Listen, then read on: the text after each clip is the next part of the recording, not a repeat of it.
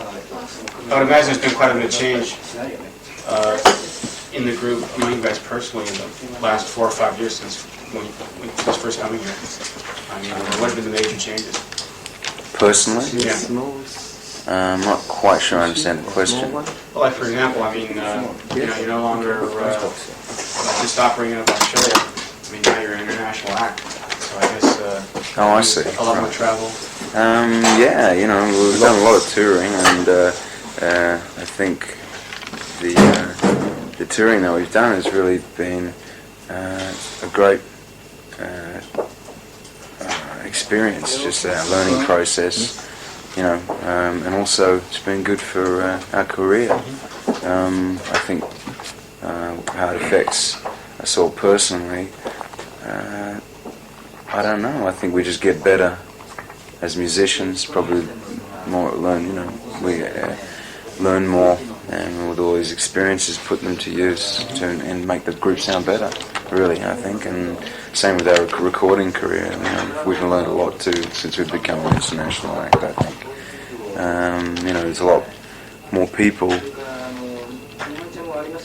to consider,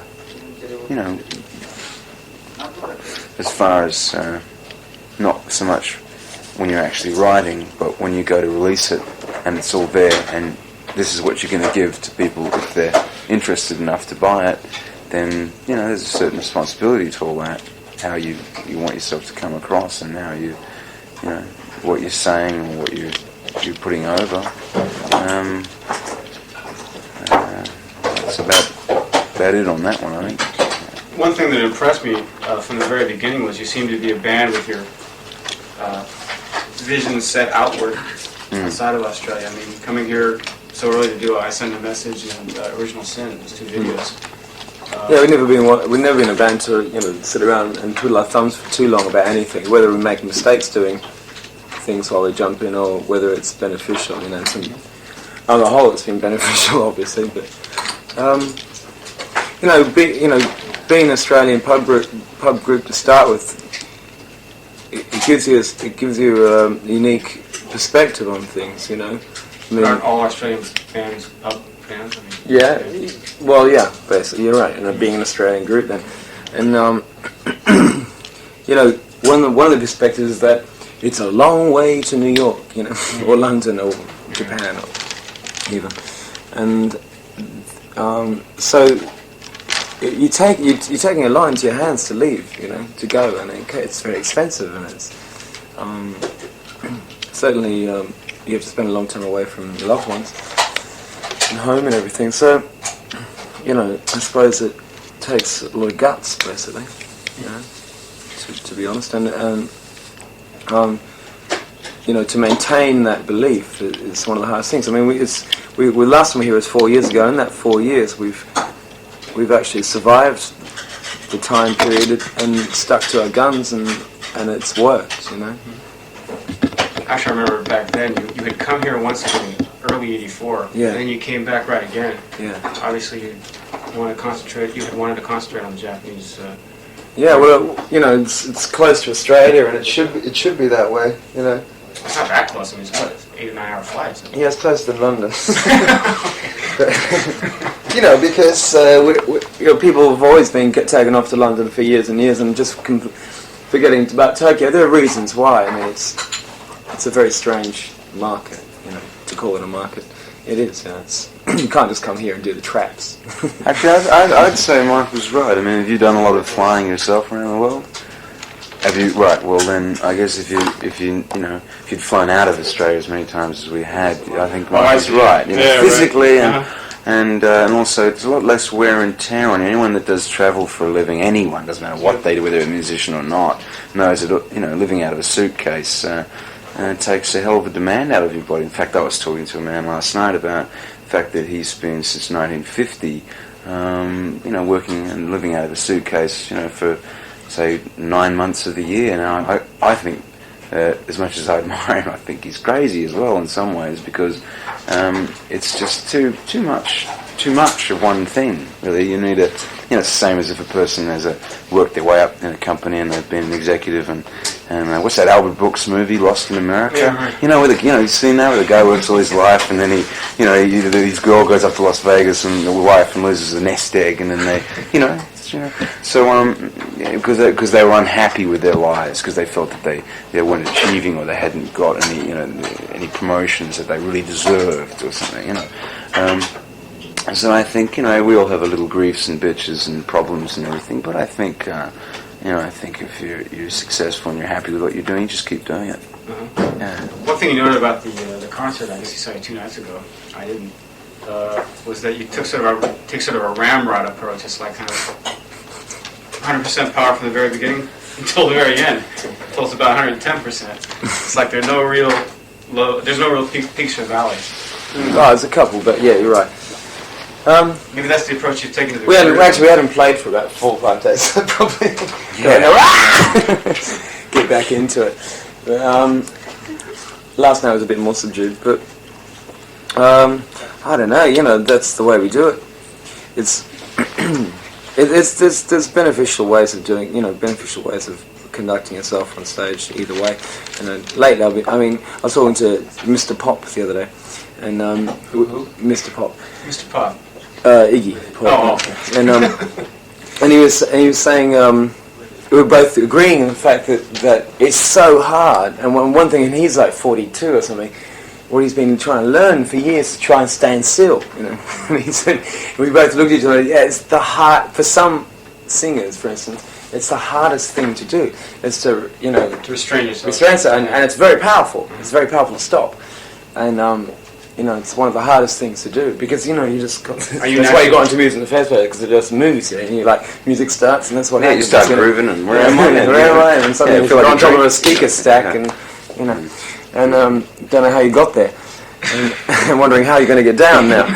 And that's kind of. It's funny, it's because we are a pretty natural band. We don't have choreographers. We don't spend 6 months dancing in a backlot of Hollywood getting our show together. With mirrors in front of us, We're not Vegas, and we're not even closely resembling it. And and we don't do the hair, lyrics pants thing, and lead solos and everything. So we're sort of, we're pretty straightforward. As you notice, we don't have a mega production. We don't. Do all those sort of normal things that people rely on. We just rely on 6 people. Are you naturally hyperactive? Not really, I'm pretty sedated. I think. Actually hyperactive. Naturally, jumpy! That's fine. I don't know. To be perfectly honest, you're the most hyperactive person I've seen today. Yeah, really. Well, that's good to know. So, in real life, you guys are all pretty quiet then. The ramrod stage. Yeah, I don't usually even do interviews because I find it's all very sort of strange. But people often don't want to know about music; they want to know about everything else but music. Well, that's we already know about your music. We want to find out everything else now. Right, what is there to know? No, come on, I want to know what makes you guys tick. Tick. That's right. Yeah. Seiko? Rolex. What makes us tick? Do you actually live in Hong Kong, Michael? Yeah. Really? Whenever you're for about 3 years. Whenever you're off the road, you're in Hong Kong. There or somewhere else. I like to travel a lot, so it's a good base. Well, why Hong Kong? Just a good base. I grew up there, so my Was dad that right? was there. It was just all kinds of circumstances that led to me moving there. One of the things that for any of us, we don't really live anywhere in a sense. We managed to grab a few months at a so-called home, the last couple of years, a year, And so to me, I opted for the, I'll just put the old home in a basket for a while, instead of having to have that emotional thing, of wanting to be back there. So I don't really have anywhere, apart from a little flat in Hong Kong. So, I enjoyed that because I like to travel and stuff, Andrew has a really nice place in Sydney, so I envy that too. So I'll get around to, growing roses and things like that one day, That sounds really nice. I don't have any roses yet. You do. I've seen a rose. I don't know, I'd love to. I have dreams of, I'm into gardening. I love gardens, I don't have one, but Maybe I should just get a garden and go and stand in it or something. Yeah. I mean, I must admit though, it's good to. It's great to that feeling of going home. I mean, I don't know about yourself. Do you live here at all? Yeah, I live here. Yeah. Do you go back to the States or Canada or Rarely. whatever? Yeah. Right. And so, how does it feel to go home? Do you not enjoy it? Well, Or do you? I'm alienated, disoriented. Yeah. Yeah. That's how we To go to the States. Yeah. Because you live here, yeah. Yeah. That's right. Well, that's sort of in a way, I think sometimes perhaps how we feel. Do you feel out of place when you go back to Australia, though? Not really out of place. It's just that Disoriented. perhaps a bit disoriented, and then after a while you sort of feel like, oh, that's right, But most of the time it's pretty. That's why after this tour we're gonna take at least a long time off from touring, and so we can I mean we work very hard, and that's why we've done well. I think one of the biggest reasons that we just do work hard. We do say okay, we'll go here, and it takes an enormous toll on your personal life, but the payoff is that we can sit around for a couple of years now and do what the hell we like. Yeah. Well, especially after the success, but you don't feel compelled to sustain it by somehow staying in the spotlight. Well, we will sustain it. We're just Yeah. in different ways than incessantly touring our asses off. That's right. I mean, also sustaining. Let's talk about sustaining something. I was reading with great amusement and jealousy an article last time about Pink Floyd, where this is a band that you don't even know what they look like, but you can go off the road for 7 years and they're still Pink Floyd. And I mean, That's an art. That is right. very. And so what are we talking That's about? our next phase. We're not racehorses. We're human beings. And if you feel like stopping doing something, no, you don't have to do it. And if it means that people decide they don't like the band anymore, well, what did they like in the first place? That's how I look at it. So if we go off the road and people stop liking the band, well, maybe it's the way I look at it is I think, well, they will. okay. I'm not saying they will. I'm just saying how you're supposed to look at it. Who knows what's going to happen to you tomorrow? You might not be here. So it's just enjoy it all while you can. Well, we've got the reason why it's through working like that. We have got ourselves to a position where we are. INXS does live just in people's heads without having to do anything. From now on, we can. It's a whole new. It's a whole new way of conducting the band. Where we don't have to be down the corner every week. Or every couple of months. Yeah, I mean It's a challenge. We've put in an enormous amount of live work, and I think one of your first questions before you were asking us about, and Mike was saying we were a pub band, and I thought you said aren't all Australian bands pub bands. Well, I'd like to add to that. I think now they're not. No, in the they're old not. days, they had to be simply to get a recording contract, and we come from that school of people. So we actually built the band not from a formula, but being at live performers. So now I don't ever think that there's a question of can we play live, will we still be able to cut it when we come back? Of course we will, because that was where I came from, the whole band came from, that way of thinking. We didn't say we're going to make a band that all does this and we fit into this category and we're going to do this and do that. It was just, wasn't the way it came together originally. So I don't know. I think if it's a matter of time, I don't think the time is really the thing that matters. It's what we do when we come back. Yeah, it's more important, really. Yeah, I mean, we're going to be, spending a lot more quality time, as they call it, with our own lives, so that and so we can spend more time with albums and writing, being sort of like doing a complete circle in a way back to sort of like where we were at. We were still in high school, and we'd have weekends to get together and muck around a bit, have some fun, and play a few songs, and it's interesting that you do go that full circle. I mean, at least I hope we can. Yeah, I see absolutely no reason why not. I don't know if this is a viable observation or not, but one of the things he had to say was you tend to polarize people, music listeners. They either love you or they hate you. Would you agree? Yeah, I guess. Or does that apply to everybody? I think that's a good thing. I don't think I'd rather people love us or hate us. I think those that hate us don't know us generally. Generally hate comes out of ignorance. But we've had all kinds of phases with the way people think of us over the years. I mean, In fact, we've gone from a situation where, say in England, where we were definitely hated, and it was really funny. And There's actually a little thing about how NME gave you Yeah. like a 0 out of a Yeah. scale of 100. yeah, and now they're like ring us up and they like us and Now they're like, they're back. sure, we're hip almost, It's like a very funny situation. So it just goes to show, you just have to keep at something and ignore the world, and that's what we've been doing. We've just been doing what we wanted to do. Do So. you think that like applies to anybody, or is that just an It should. I think it should apply. I mean, what? in terms of polarizing things. Oh, you mean like? Level hate. No, I think there's a lot of artists out there, and that's what's wrong with music. A lot of music is that they don't have the integrity to be hated. They much rather be peanut butter and spread themselves across everybody's toast and make everybody happy. And that really is the way it is. Rock and roll. Its beginnings were out of hate. The whole fact that your parents didn't like it is the reason why kids loved it. And now it's diluted down to your best friend hates it and you love it, and you love it and they hate it, and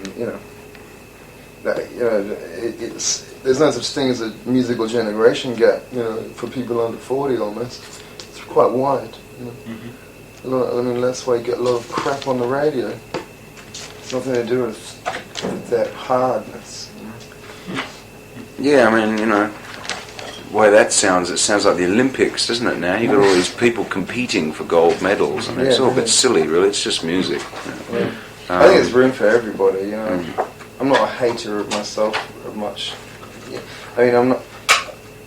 I don't think it's probably an Australian trait, isn't it? Where it's like Australians have great trash ethic. I love ABBA.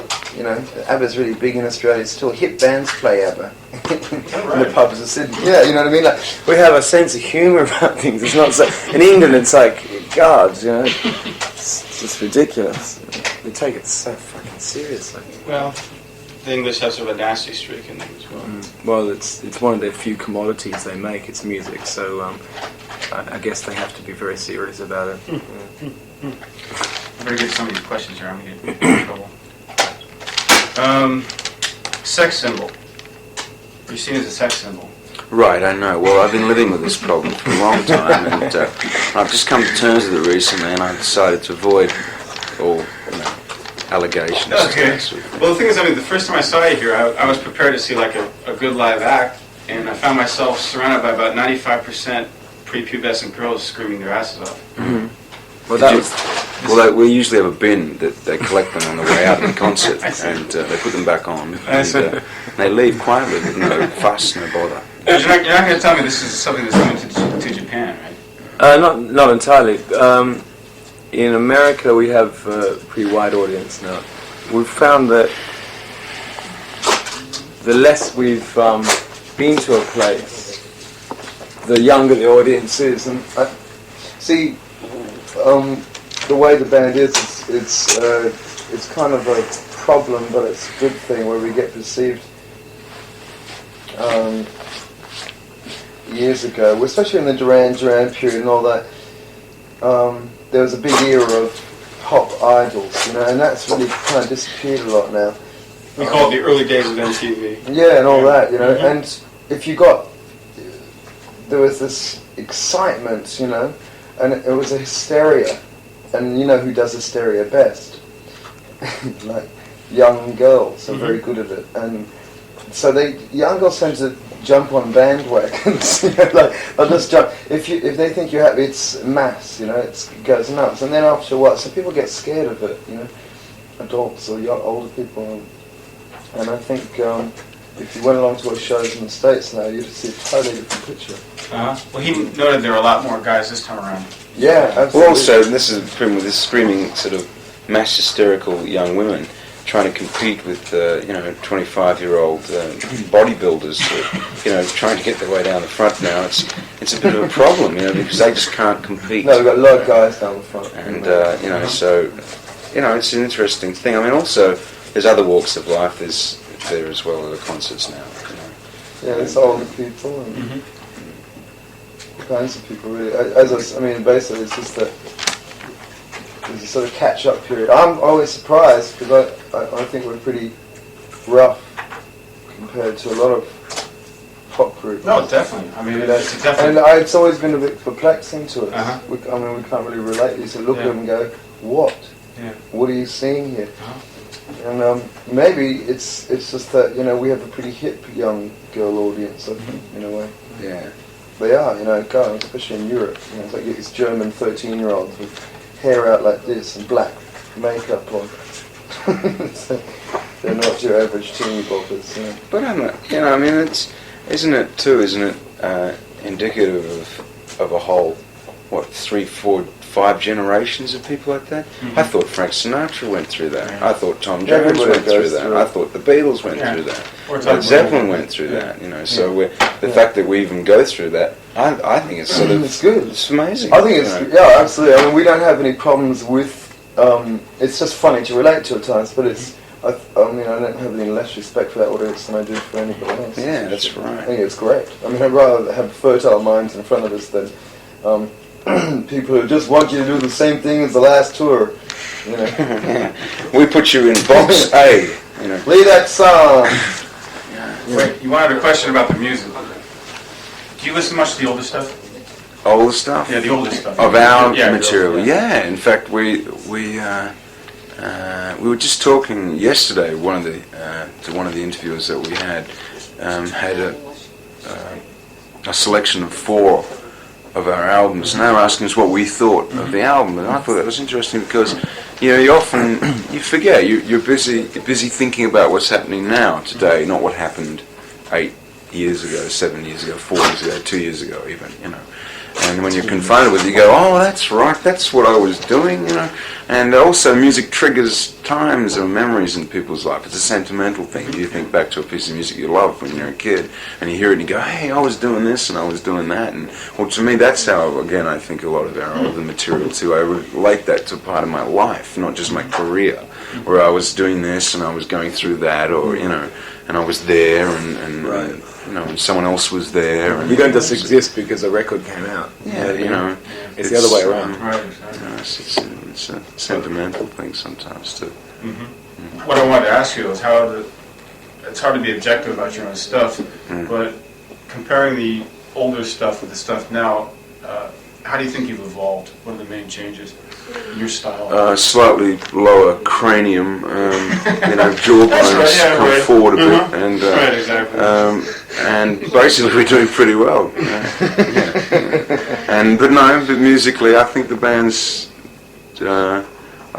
probably a little bit more confident, which success has helped with as well. Instead of thinking, will they like the record? You're sitting there going, they love the record, So therefore, That's a weird. In fact, that's you know, that's been a weird thing to deal with because you actually have to go. You have to come to terms that you are successful, and can be a strange thing, to actually go.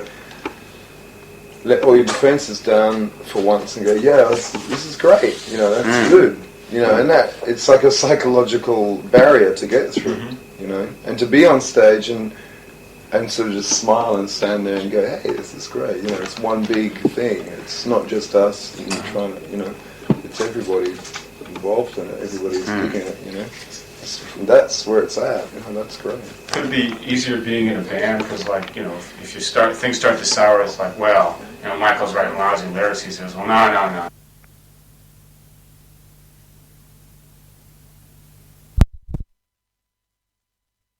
It is, but I think we're allowed.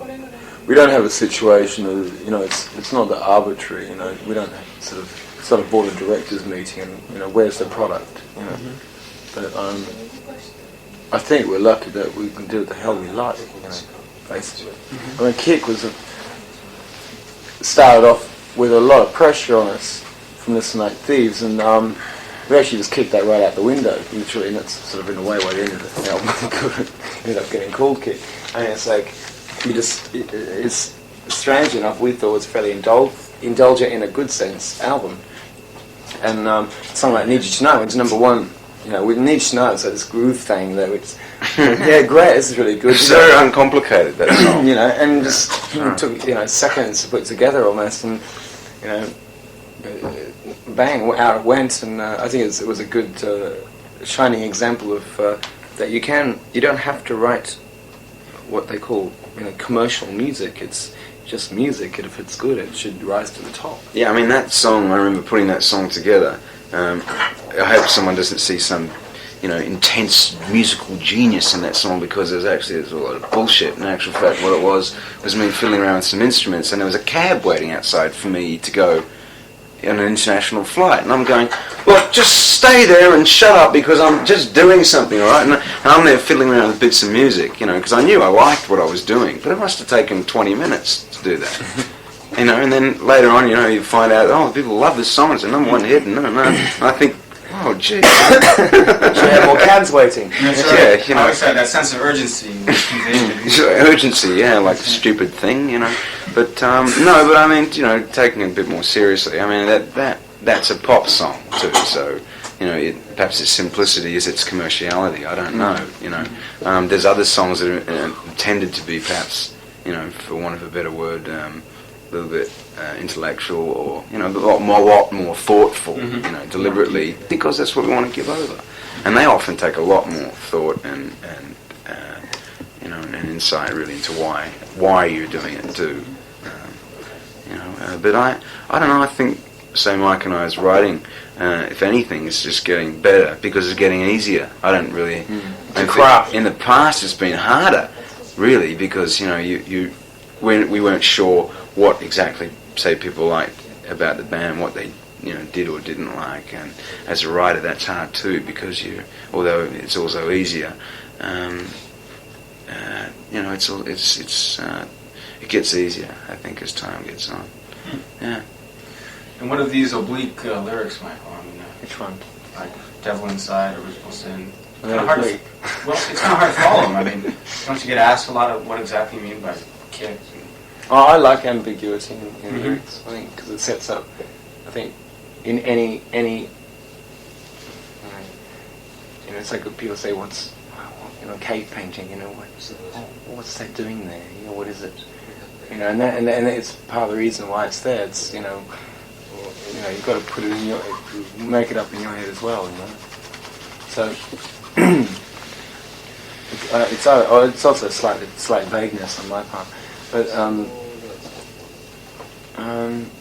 well, what's Devil Inside? I mean, Devil Inside is like I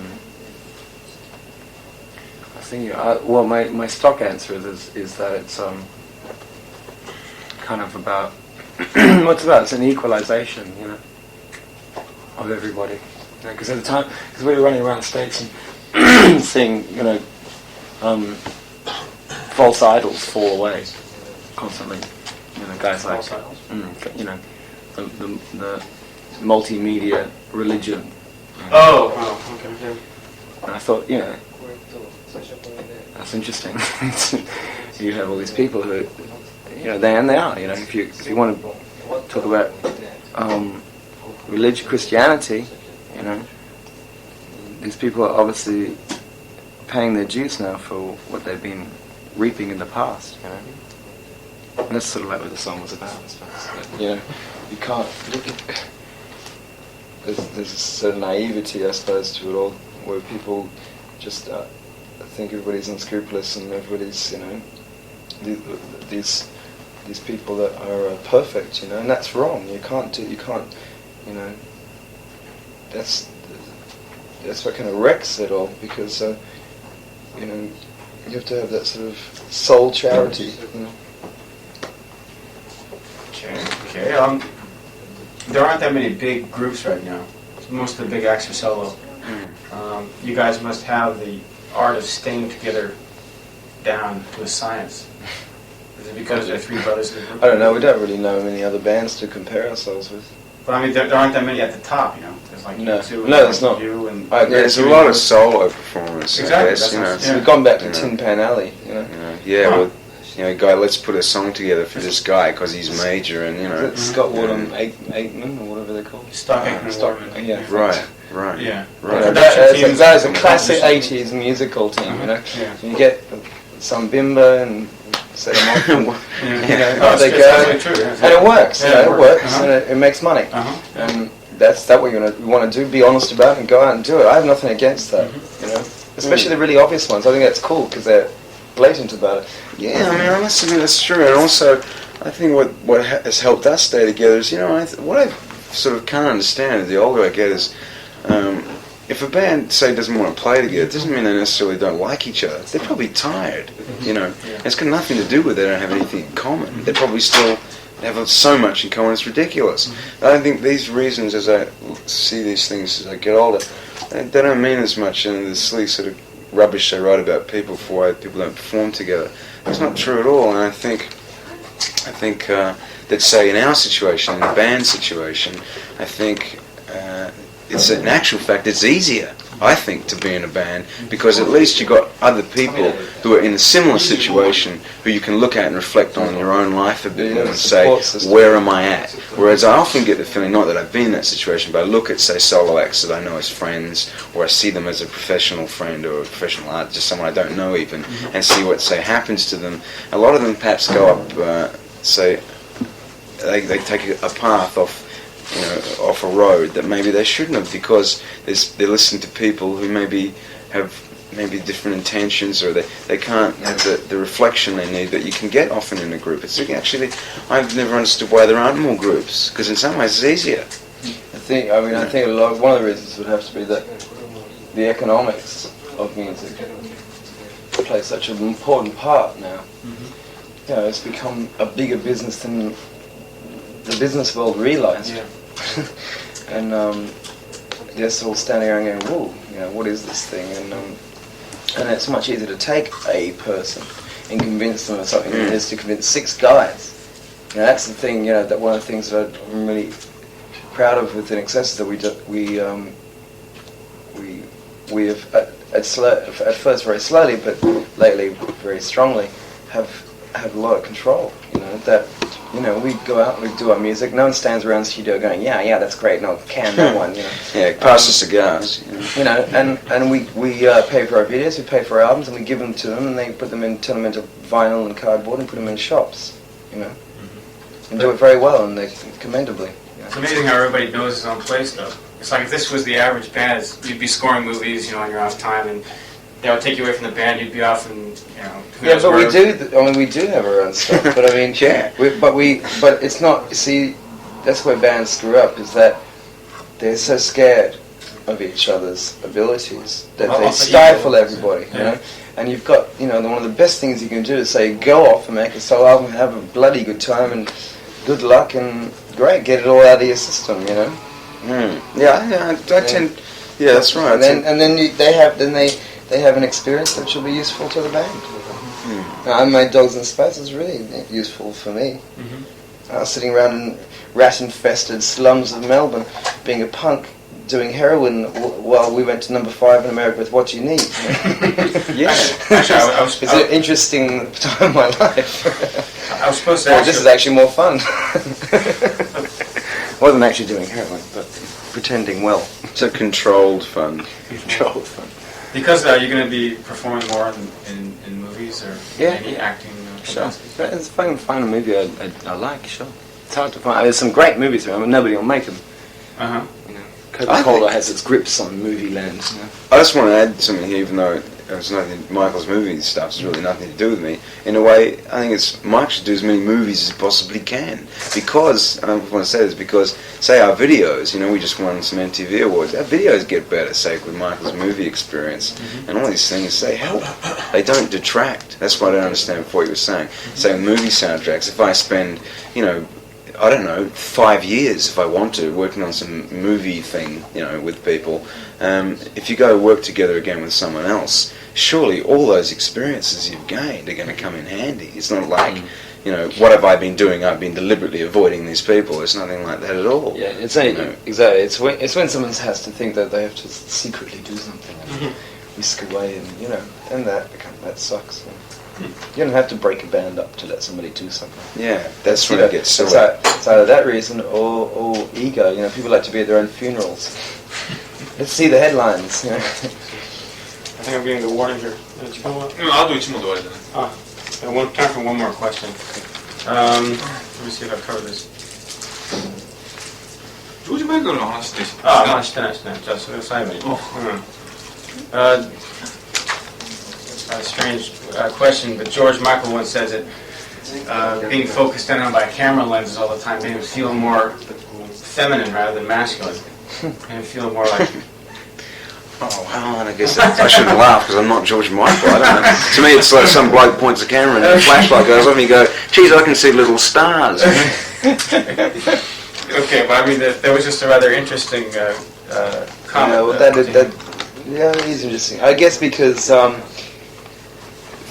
female nature is tends to be it tends to be giving and outward, and I'm trying to search for the word. It tends to be decorative and appealing, and with women tend to write their own ticket when it comes to look at me, whereas men don't have that power. So yeah, I can understand that sensibility, but George Michael's probably always had that problem. Should shave and go home, like Keith Richards said. Okay, I think that pretty much covers that then. This one's a little bit. じゃああと撮影お願いします Okay, I guess we'll get a few pics then. Okay. Thanks a lot. You're welcome. Very Thank good, you. Very good. Well, last time I talked to you, you weren't in a very good mood at all. No, I get like that. Yeah, you were a little bit on the... I'm a moody guy. Moody I'm not always guy. Mr. Nice. That was your dark side of the moon period. He's just a moody guy. Yeah, that's right. Dark side I'm of a the human moon. being. Yeah. Yes. Okay, let's do some pictures. Some real aggressive, angry pictures happening. That's right. Yeah.